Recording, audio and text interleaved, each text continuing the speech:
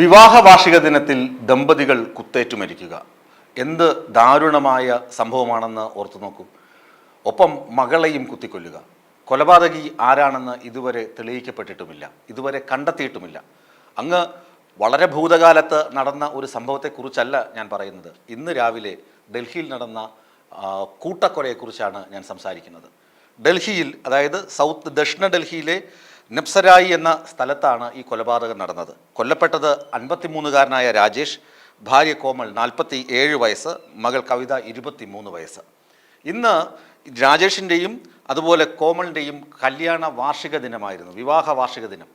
രാവിലെ പതിവ് പോലെ ഈ വീടും ഉണർന്നു. ഇന്ന് രാവിലെ നമ്മളൊക്കെ ഉണർന്നതുപോലെ തന്നെ ഈ വീട്ടിലും ആളുകൾ ഉണർന്നു, അവരുടെ ജോലികൾ ഒക്കെ ചെയ്തു തുടങ്ങി. അപ്പോൾ മകൻ എണീറ്റ് വന്ന് അച്ഛനും അമ്മയ്ക്കും ആശംസ ആശംസ പറഞ്ഞിട്ട് അയാൾ പ്രഭാത സവാരിക്ക് പോയി. തിരിച്ചു വരുമ്പോൾ അയാൾ തിരിച്ചെത്തുമ്പോൾ കാണുന്നത് തൻ്റെ പ്രിയപ്പെട്ട മാതാപിതാക്കളെ ആരോ കുത്തി കൊലപ്പെടുത്തിയിരിക്കുകയാണ്. ഒപ്പം തൻ്റെ പ്രിയപ്പെട്ട പെങ്ങൾ കവിതയെയും ആരോ കുത്തി കൊലപ്പെടുത്തിയിരിക്കുകയാണ്. വീടാകെ ചോര തളം കെട്ടി നിൽക്കുന്നു. ഇയാൾ അലറിക്കരയാൻ തുടങ്ങിയപ്പോഴാണ് അയൽവാസികളും മറ്റുള്ള ആളുകളുമൊക്കെ എന്തോ സംഭവം നടന്നു, എന്തോ ദാരുണമായ സംഭവം നടന്നു, അരുതാത്തത് എന്തോ നടന്നു എന്ന് പറഞ്ഞ് ആളുകൾ അങ്ങോട്ടേക്ക് ഓടിയെത്തി. അപ്പോഴാണ് കണ്ടവരൊക്കെ നടുക്കം മാറുന്നില്ല. ഈ യുവാവിൻ്റെ നിലവിളിയും കേൾക്കുന്നുണ്ട്. അവിടെ കാണുന്ന കാഴ്ച അതിഭയാനകമായ കാഴ്ചയും. അവരുടനെ തന്നെ പോലീസിനെ അറിയിച്ചു. സൗത്ത് ഡൽഹി പോലീസ് സ്ഥലത്തെത്തി കാര്യങ്ങൾ അന്വേഷിച്ചു. പക്ഷേ ഒരു സംഭവവും ഒരു വസ്തുവകകളും അവിടെ നിന്ന് മോഷണം പോയതായി ഇതുവരെ തെളിഞ്ഞിട്ടില്ല, ഒന്നും മോഷ്ടിക്കപ്പെട്ടിട്ടില്ല. പിന്നെ ഇത് ആരാണ് ഈ കുറ്റകൃത്യം ചെയ്തത്, ഈ കൊടും ക്രൂരത ഈ പ്രത്യേക ദിവസം ചെയ്തത്? സമീപത്തെ CCTVകളൊക്കെ പോലീസ് പരിശോധിക്കുന്നുണ്ട്. അജ്ഞാതരാരെങ്കിലും ആ വഴി പാസ് ചെയ്തിരുന്നോ, എന്തെങ്കിലും ഇവർക്ക് ആർക്കെങ്കിലും ഇവരോട് മുൻവൈരാഗ്യം ഉണ്ടായിരുന്നോ, ഈ കുടുംബത്തെ ഇല്ലായ്മ ചെയ്യാൻ ആരെങ്കിലും ആഗ്രഹിച്ചിരുന്നോ, കരുതിക്കൂട്ടി നടത്തിയ കൊലയാണോ, അതോ ആകസ്മികമായി ഉണ്ടായ ഏതെങ്കിലും അക്രമകാരികളുമായി ഉണ്ടായ പിടിവലിക്കിടെയോ അല്ലെങ്കിൽ അങ്ങനെ എന്തെങ്കിലും സംഭവിച്ചതാണോ എന്നൊക്കെ പോലീസ് സംശയിക്കുന്നുണ്ട്.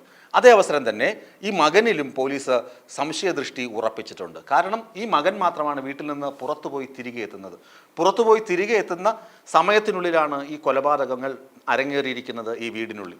അയാൾ പറയുന്നുണ്ട്, ഞാൻ അച്ഛനും അമ്മയ്ക്കും വിവാഹ വാർഷിക ആശംസകൾ നേർന്നതിന് ശേഷമാണ് പതിവ് പ്രഭാത സവാരിക്ക് പോയത് എന്ന് അദ്ദേഹം പറയുന്നുണ്ട്.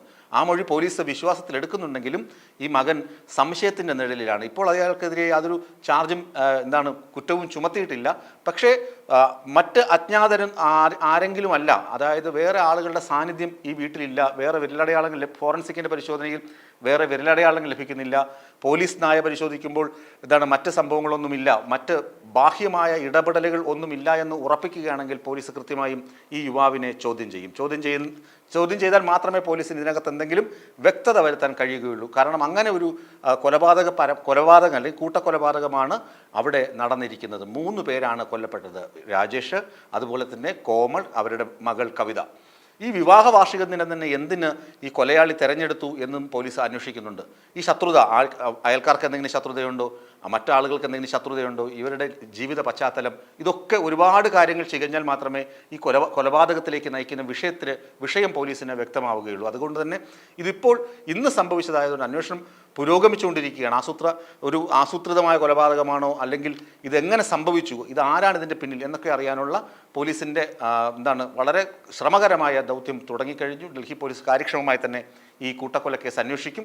അതുപോലെ തന്നെ ഈ മകനും സംശയത്തിൻ്റെ നിഴലിൽ നിന്ന് മോചനം ലഭിക്കണമെങ്കിൽ കൃത്യമായ പ്രതിയെ പോലീസ് കണ്ടെത്തിയേ തീരുകയുള്ളൂ.